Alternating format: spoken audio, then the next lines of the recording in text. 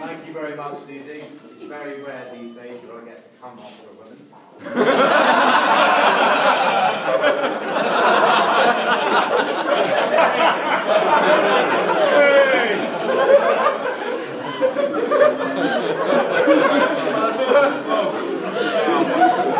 You're married.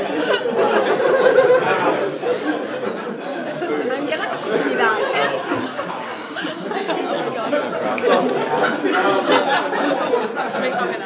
Some say that the best man's speech is the worst 5 minutes of the groom's day.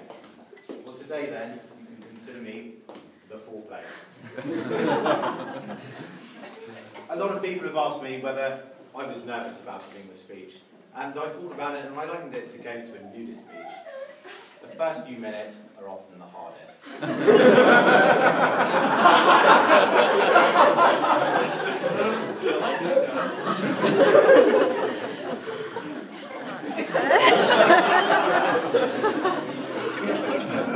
So, for those of you who don't know me, I'm Giles, and I've lived and worked with Paul for the last 6 years. And I am truly honoured to be his best man.'t he first phoned me up, I thought he was chasing me for my mess bill. Thankfully not, that's still outstanding.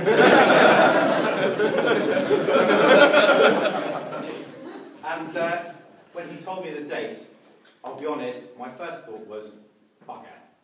Because I was leaving the army in July, and I thought, it's going to be a military wedding. He's going to want a military best man. So I've now joined the TA. I hope you're happy. So that I can stand here and embarrass him in uniform. A number of people have talked about the weekend that Paul and Susie met, and they said they're not going to talk about it, but I will.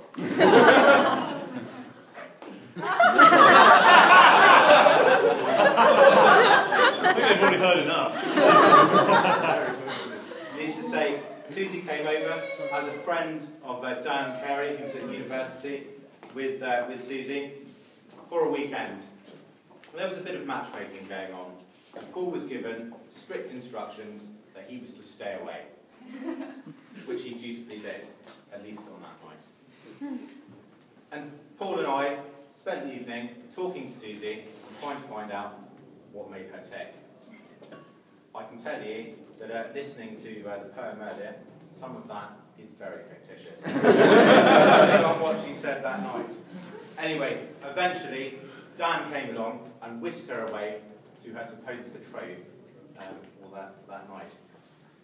Nothing happened. But the nice thing about it was, as she went off, Paul turned to me, and even at that early stage, he said, I really like that girl. And I said to him, don't worry, there'll be plenty more fish in the sea. How wrong was I?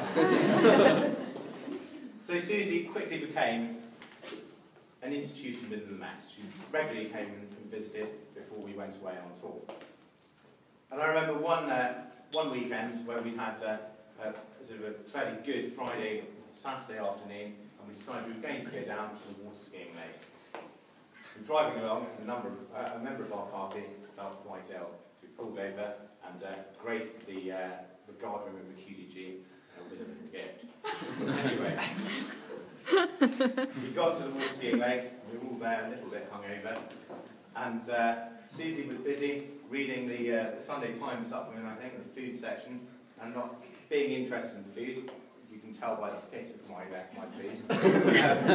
I said, what's that you're looking at? And Susie said, don't worry, you wouldn't be interested, it's a salad. A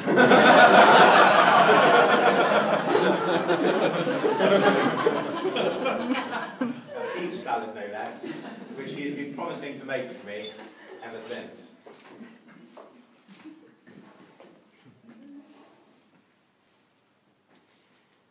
Another occasion, also involving the QDG, I remember Paul was attached to them for a short while and was due to go on tour at the moment.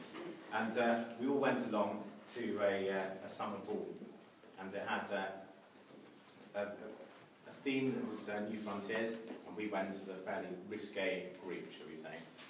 And I remember sitting at the dinner table, and I was chatting away to Susie, and Paul was sat there, looking more and more worried as he was being chatted up by a girl who did not know that Susie was his girlfriend. And we sat there, and we watched him squirm. I think there was an RMP interview after Yeah, there was.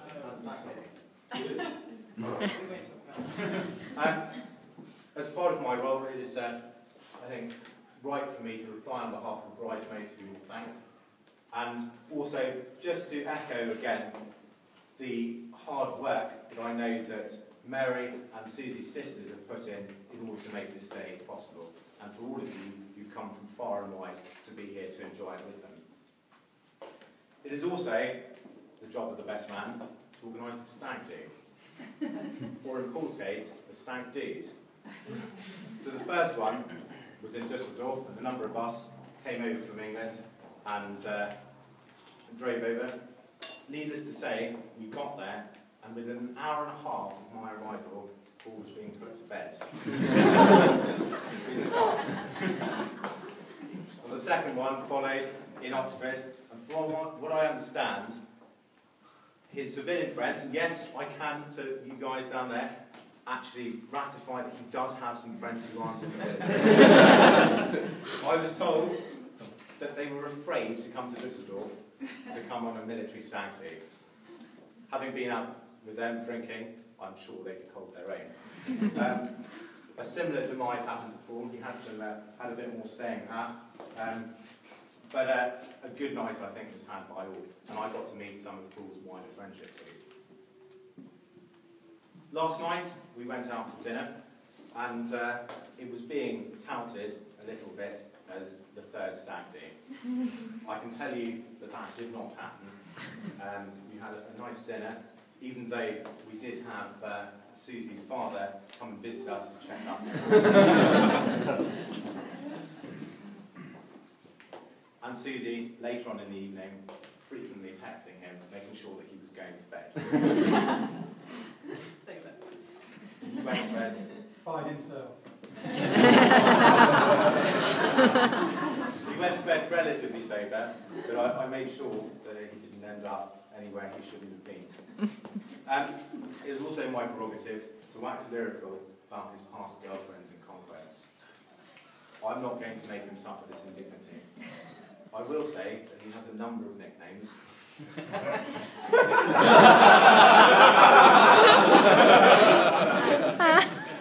One of which is PTSD, and I can tell you now that does not stand for Paul Terminally Single Child.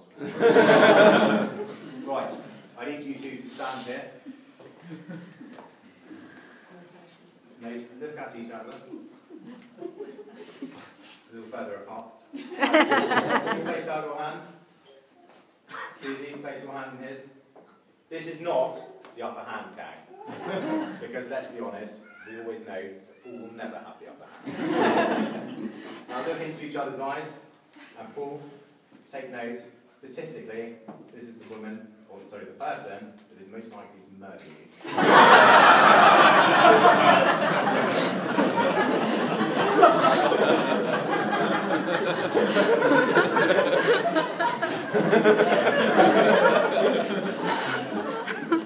Now, I've done strict orders not to talk about the bride. I think I've failed this monumentally already. However, I will continue. Susie, today you look truly beautiful. I think that's probably the first compliment I've ever paid you. But I mean it from the bottom of my heart, and I'm truly honoured to be able to be alongside as your relationship has blossomed over the last 4 years. On to Paul, the crux of it. I admire Paul for many reasons. He's loyal, he is obedient. Sorry, that sounds a little bit like a dog. I'll start that again. Paul is a true friend. He's someone that is always there for you. Selfless is an adjective that is not far wrong to describe him. He is utterly dedicated, both in his career and to Susie. Talking of dedication, I heard a story that when Paul was a soldier, there was an inspection.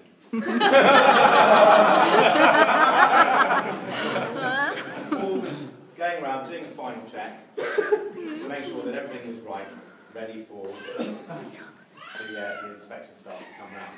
And he went into the loo, and he said he found something that was misplaced.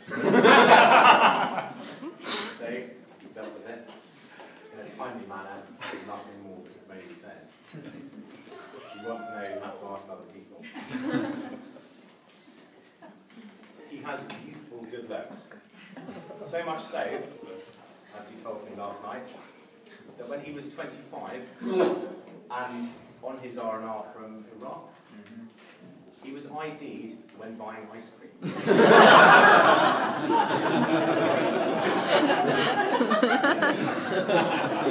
Apparently, there was a chap in front of him who was buying an inordinate amount of alcohol, and they were convinced that Paul had gone up to him and persuaded him to buy this food, and would not believe that he was of age, and he'd just been serving in Iraq. I will leave you with a quote from last night. Paul.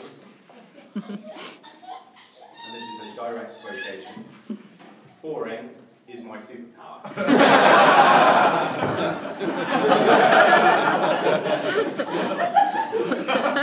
Another one of his nicknames in the mess is Nigel, going along with that. However, boring, steadfast, and as I said, a true friend. Now may I please ask you to raise your glasses to the new Mr. and Mrs. Charlesworth. Mr. and Mrs. Charlesworth.